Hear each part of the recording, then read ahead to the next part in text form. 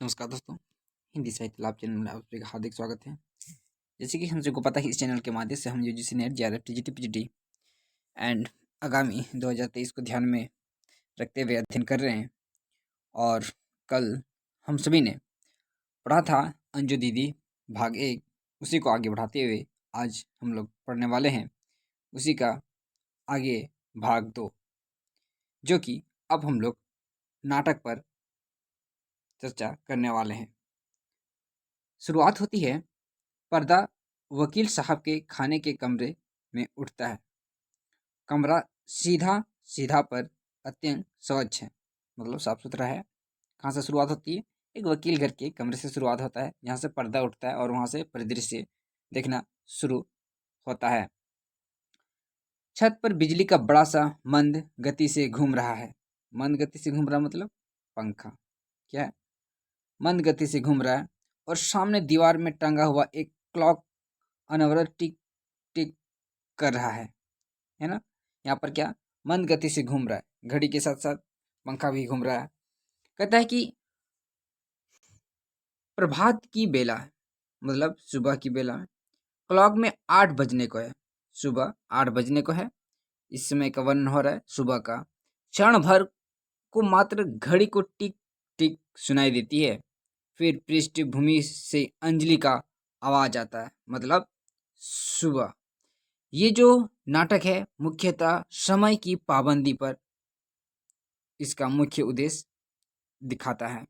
इसलिए यहाँ समय टिक टिक सुनाई देती हो और पृष्ठभूमि से मतलब पीछे से, पृष्ठभूमि से मतलब पीछे से अंजलि का स्वर दिखाई या सुनाई इसमें देता है, जो कि उसी का अब हम सब देखने वाले हैं।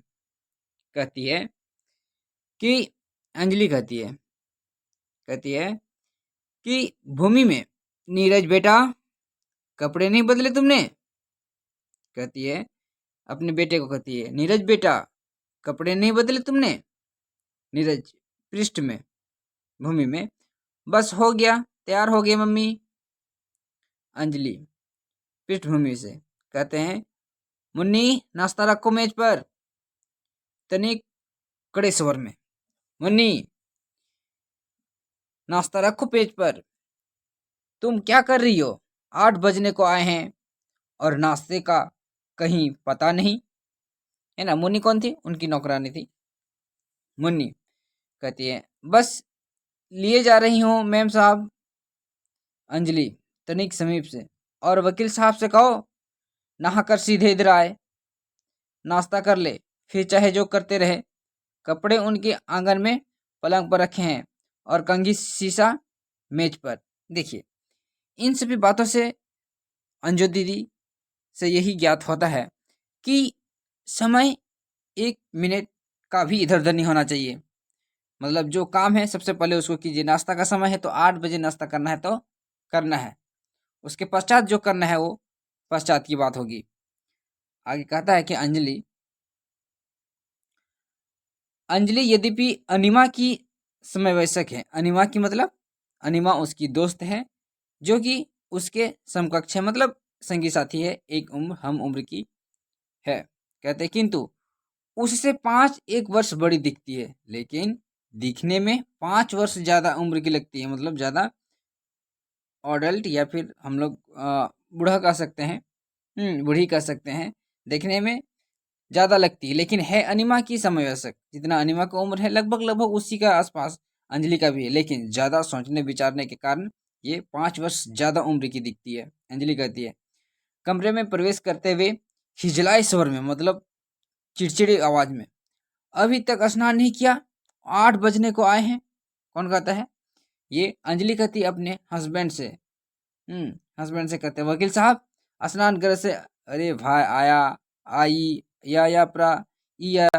अंजलि अनिमा की और देखते हुए मुस्कुराकर, इनका स्वभाव भी, तुम बैठे बैठे उब तो नहीं उठी? मतलब उससे दोस्त से बोल रही।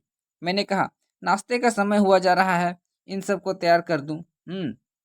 अंजलि गई, हंसती है मैं शोर न मचाऊं तो नाश्ते को 10 बज जाए। मतलब कहती है कि अगर हम ना बोलें, अंजलि कहती है अगर हम ना बोलें तो नाश्ते का समय क्या है, 10 बजे हो जाएगा। अनिमा, मैं तो चकित रह गई अंजू दीदी तुम्हारे यहाँ की व्यवस्था और समय निष्ठा देखकर। मतलब उसकी जो दोस्त है अनिमा, वो भी आश्चर्यचकित है। कहती है कि आपके समय को देखते हुए मैं भी यहाँ पर स्तब्ध हूँ कि यहाँ पर किस प्रकार से सबको एक अनुशासन के साथ आगे ले जाने और एक ही समय में सब कुछ, मतलब समय नाश्ता करने का है तो उसको उसी समय ही करना है, ये सब देखकर प्रशंसा से फूलकर, मतलब खुद को प्राउड फील करके कि इस घर के कण कण को मैंने व्यवस्था, समय, निष्ठा और सब लोगों के आचार व्यवहार सिखाए हैं। कौन कहती है, अंजलि कहती है ना। मतलब ये पूरा घर को संजाया है, संवरा है, हाँ, सब अनुशासन सिखाया है, समय निष्ठा सब लोगों आचार व्यवहार सिखाया है। कहीं तुम पहले आकर देखती, घर भूतों का डेरा हुआ बना हुआ था। मतलब उससे पहले जो था, अंजलि के आने से पहले वो घर क्या था, भूतों का डेरा बना हुआ था। इतना बड़ा मकान, यह भी तुम पता चला, इतना पता ना चलता था कि कौन सा कमरा खाने का है, कौन सा सोने का और कौन सा उठने बैठने का। सभी जगह बर्तन और चरपाइयाँ पड़ी रहती थी। अनिमा कहती है, परंतु नौकर तो अंजलि कहते थे, पर उन्हें बात करने का सलीका था ना काम करने की तमीज, गंदे गवार, चोर और बदतमीज। मतलब सब कुछ पहले से था लेकिन कोई भी व्यवस्थित नहीं था। ये अनिमा का कथन है ना। ये मुख्य मुख्य जो बातें हैं आगे हम लोग को देखने को मिलेगा। अंजलि कहती है, स्वर्गीय नाना जी कहा करते थे। और ये जो अंजलि है, अंजलि मुख्य रूप से हम लोग पहले चर्चा कर चुके हैं कि ये नाना के घर में परवरिश वहीं से लिए हुए हैं और उन्हीं के द्वारा दिया गया अनुशासन अपने पति के घर में वो कर रही है या फिर अनुशासन दिखा रही है। कहते हैं कि स्वर्गीय नाना जी कहा करते थे, नौकरों को सदैव साफ सुथरा रखना चाहिए। घर के भाग्य का पता जैसे देहली से पता चलता है, वैसे ही मालिकों की संस्कृति का भान नौकरों की सभ्यता से पता चलती है। ये इंपॉर्टेंट कोटेशन है जो कि एग्जाम की दृष्टि से मोस्ट इंपॉर्टेंट है और ये कथन है अंजलि का। गंदे नौकरों से नाना जी को अति घृणा थी, उनके साथ रहकर भी मैं वैसे ही हो गई। मैं तो चाहती थी कि नीरज भी सफाई पसंद, सभ्य और संस्कृति बने। नीरज कौन था, उसका बेटा। अनिमा कहती, बड़ा प्यारा बच्चा है नीरज। इधर से गुजरा तो मैंने मुझे दोनों हाथ जोड़कर नमस्कार किया। अंजलि फूल कर, मतलब प्राउड फील कर, सभ्यता और शिष्टाचार का तनिक भी अभाव तुम उनमें ना पाओगे। मतलब अपने बेटी की प्रशंसा कर रही है कि सभ्यता और शिष्टाचार का तनिक भी अभाव तुम उसमें ना पाओगे। आवाज देती है, हो गया तैयार नीरू बेटे। मतलब उसको उपनाम से प्यार से बुलाते हैं, नीरू बेटे। क्या नाम था, नीरू। नीरू किसका नाम था, नीरज का ही दूसरा नाम था, नीरज बेटे। आगे कहता है कि अंजलि, वह सदैव प्रातः यथा समय उठता है। मतलब उसका बेटा एकदम समय पर उठता है, अनुशासन के साथ अपने डैडी के साथ शेर को जाता है, सुबह मॉर्निंग वॉक के लिए जाता है, स्नान संध्या करता है और फिर कपड़े बदल कर समय पर नाश्ते के लिए तैयार हो जाता है। स्वर्गीय नाना जी ने कहा करते थे, समय निष्ठा और सभ्यता की पहली निशानी है।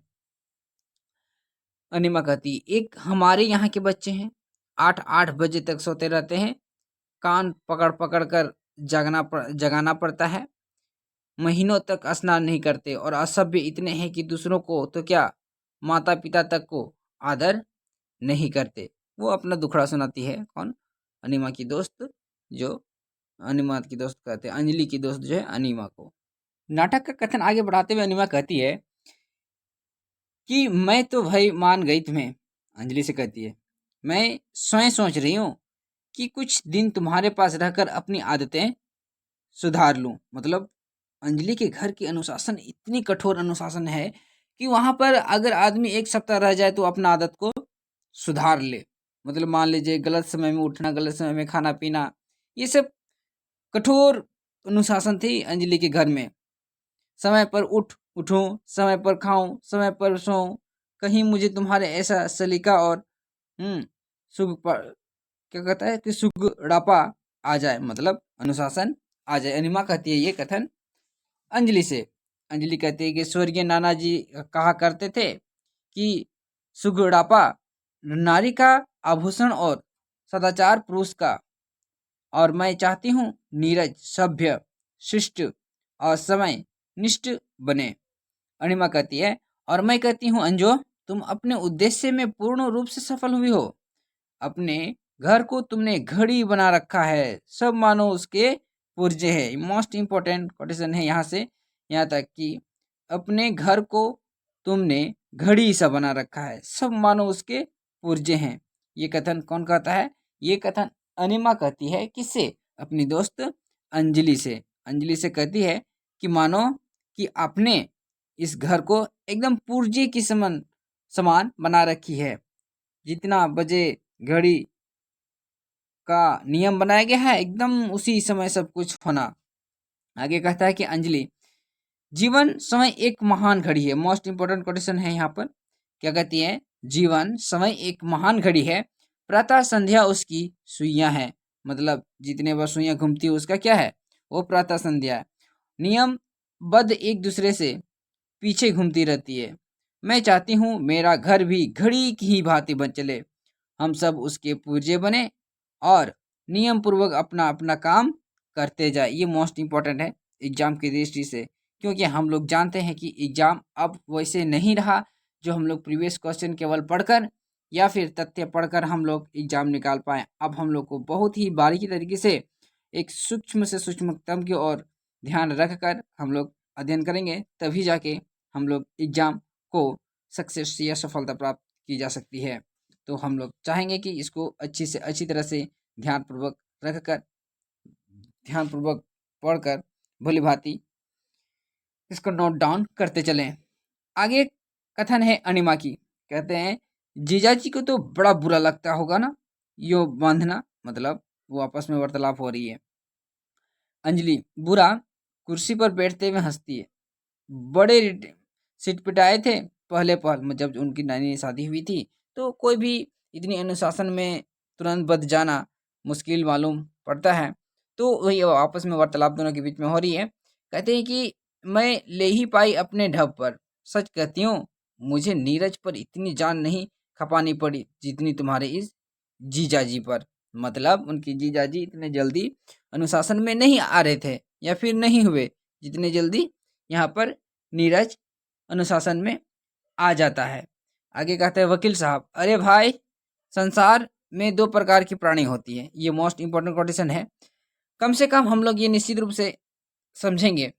किसी भी कहानी, नाटक या उपन्यास को जब भी पढ़ेंगे तो सबसे पहले उसका पात्र को अच्छी तरह समझ लेंगे, उसका क्या रिलेशन है। उसके बाद क्या होता है कि उनकी वार्तालाप के बारे में हम लोग आसानी से समझ सकते हैं कि ये कथन कौन कह सकता है, और उसी चीज को हम लोग पकड़ के एग्जाम में आसानी से समझ सकते हैं।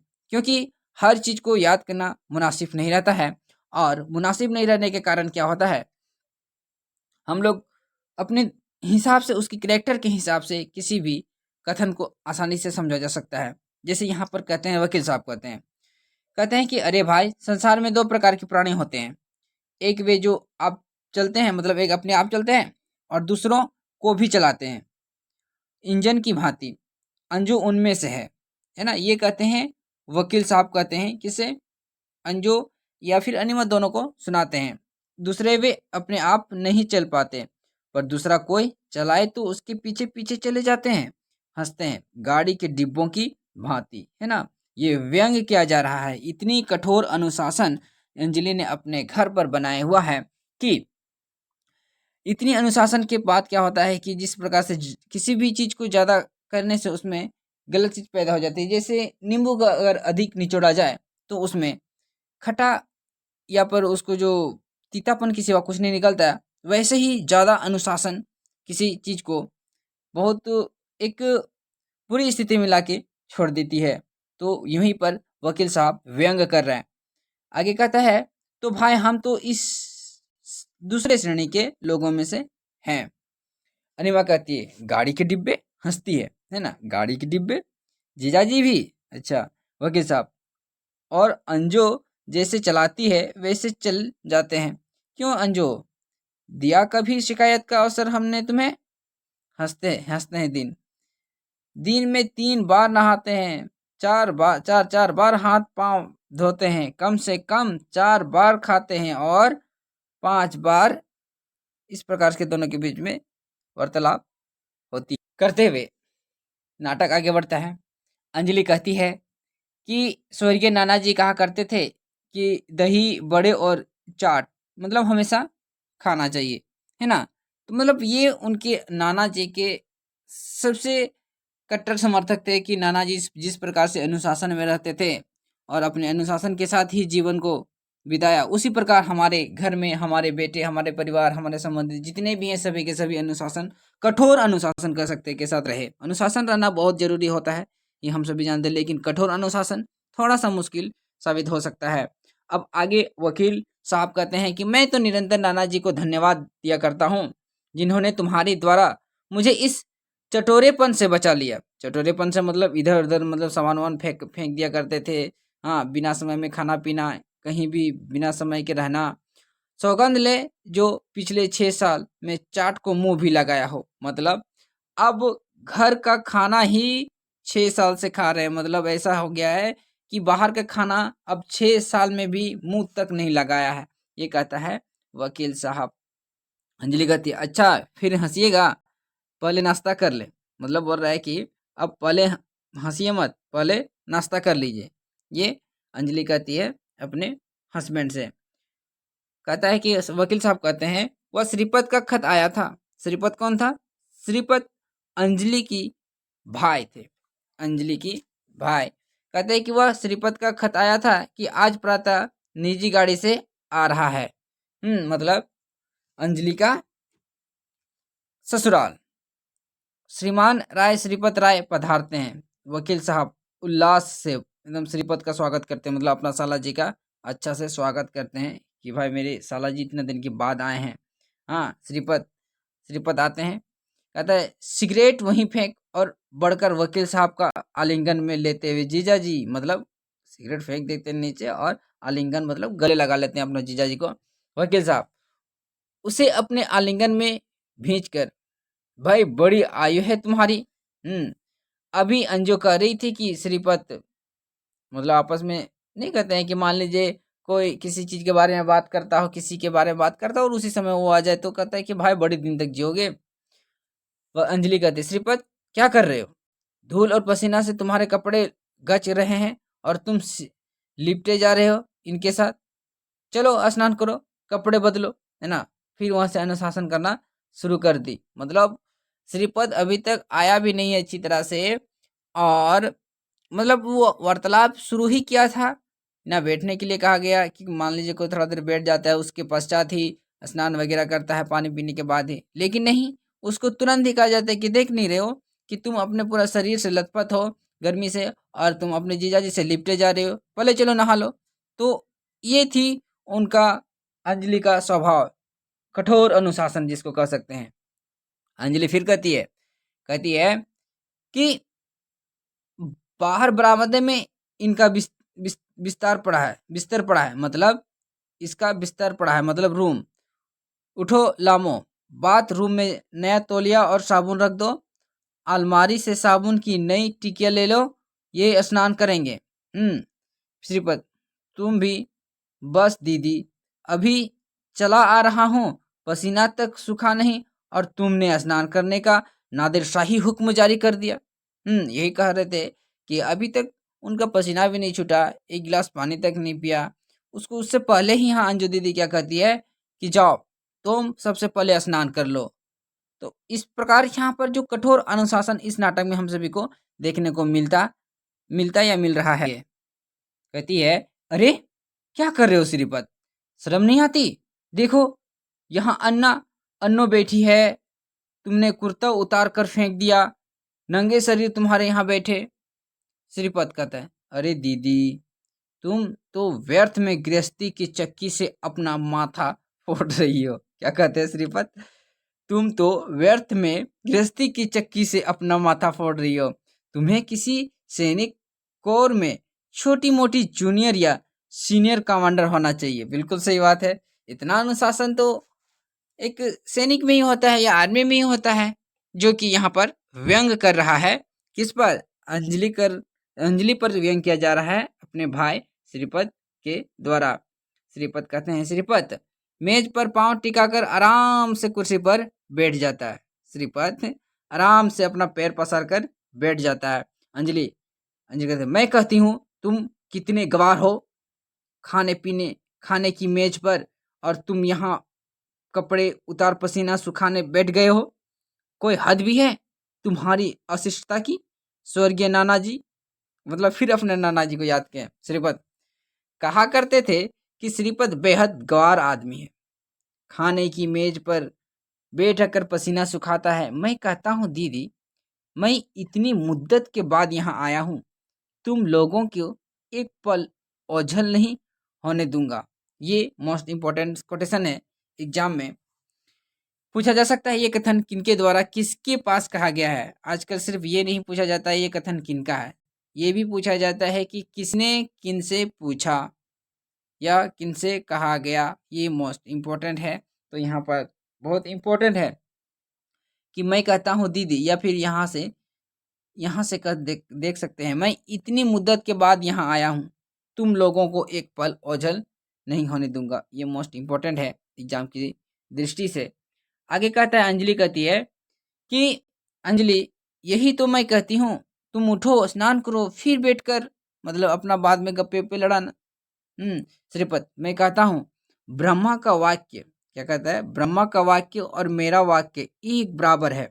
मैंने कहा ना कि एक पल के लिए भी आप लोगों को अपनी दृष्टि से ओझल न होने दूंगा। स्नानगार में जाने की तो बात ही दूर रही श्रीपद, और फिर मैं सोचता हूँ गर्म चाय पीने की जितना पसीना निकलना है निकल जाए, इसके बाद स्नान करूँ। इसलिए मैं सदा नहाने से पहले नाश्ता क्या करता हूँ। मतलब कहता है कि मैं नहीं दीदी, मैं स्नान नहीं पहले नहीं करूँगा, मैं पहले नाश्ता करूँगा, उसके पश्चात ही हम यहाँ पर नाश्ता करेंगे। कहती है, तुम करो शादी, लड़कियां तो शास्त्रीय, मतलब उनका मानना है कि लड़की शादी करने के बाद क्या हो जाता है कि लड़की उसको अनुशासन में ले आएगी। किसको? श्रीपद को। फिर श्रीपद कहते हैं कि चाय की चुस्की लेकर, अरे दीदी विवाह की कल्पना में जो आनंद है वह विवाह में कहाँ। ये मोस्ट इंपॉर्टेंट लाइन है एग्जाम की दृष्टि से। कहते हैं कि अरे दीदी विवाह की कल्पना में जो आनंद है विवाह में कहाँ। सासा वकील साहब की ओर मुड़कर जीजा जी से पूछ लो। मतलब वो व्यंग कर रहे हैं, वो मजा ले रहे हैं कि मतलब कितनी कठोर होती है शादी करने के बाद या फिर उनके अनुशासन में। अंजलि क्यों इन्हीं क्या? अंजलि कहती है, क्यों इन्हें क्या? वकील साहब, नहीं भाई मैं तो, मतलब वो बात को मतलब ऐसे ही टाल देते हैं, मैं तो। श्रीपद आगे कहता है कि वाह जीजा जी, आपको अपनी कसम भगवान को साक्षी जान कर कहिए, है ना। मतलब मजा ले रहा है, बोल रहा है कि वाह जीजा जी, अपनी कसम भगवान को साक्षी जानकर कहिए, विवाह की कल्पना में अधिक आनंद है या विवाह में, है ना। ये मजा ले रहा है श्रीपद। याद है ना, मैं अंजू दीदी की सगाई के संबंध में आपसे मिलने आया था। ये श्रीपद का कथन है ना। कहता है कि मैं सगाई के संबंध में आपसे मिलने आया था, कितना हंसते थे आप। मतलब अब देखिए कितनी अनुशासन घर में बना के रखी है कि आदमी कितनी मुश्किल के बाद हंसता है। यहाँ पर दिखाना चाहता है कि कितने ठहाके लगाते थे, कितनी बेपरवाही से थे आपके स्वभाव में। जो भी चाहे खाते थे, जो भी चाहे करते थे, जहाँ भी चाहे जाते थे, हंसता है। और अब इतनी देर से बैठे हैं और आप एक ठहाका भी तो अपने आप नहीं लगाया। कसम आपको जीजा जी श्रीपद कहता है, कसम आपको जीजा जी, आपको विवाह से बुढ़ा बना दिया। मतलब क्या कहता है कि विवाह आपको बुढ़ा बना दिया है। ये कथन किसका है? श्रीपद का। मोस्ट इम्पोर्टेंट नहीं है, लेकिन हाँ कह सकते हैं कि ये ध्यान में रखेंगे कि इसकी किस कौन कह सकता है। वकील साहब कहते हैं इस बात से घबरा कर कि श्रीपद अपनी झोंक में कुछ और न बक दे, प्याला हाथ में ही लिए हुए उठ सके होते हैं।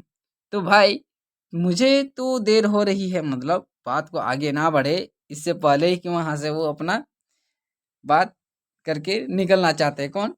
उसके वकील।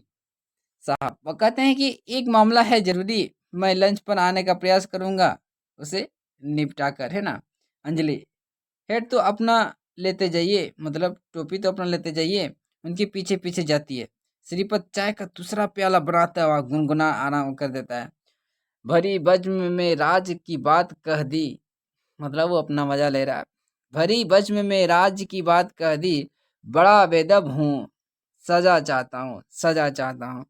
दोस्तों ये नाटक बहुत बड़ी है और हम लोग चाहते हैं कि उसका एक एक पार्ट हम लोग को इसका समाप्ति की ओर ले जाएंगे। तो ये था दोस्तों आज हम सभी का एक बहुत ही मोस्ट इम्पोर्टेंट एग्जाम की दृष्टि से वांटेड वीडियो। अगर आपको सही और अच्छा लगे, आप लोग आपके लिए उपयोगी साबित होती है, तो please comment, like and subscribe जरूर कर दीजिएगा, ताकि मुझे भी मोटिवेशनल मिलने के साथ साथ आप सबके बीच ऐसे ही मोस्ट इम्पोर्टेंट वीडियो लाता रहूं। फिर मिलेंगे दोस्तों, तब तक के लिए धन्यवाद।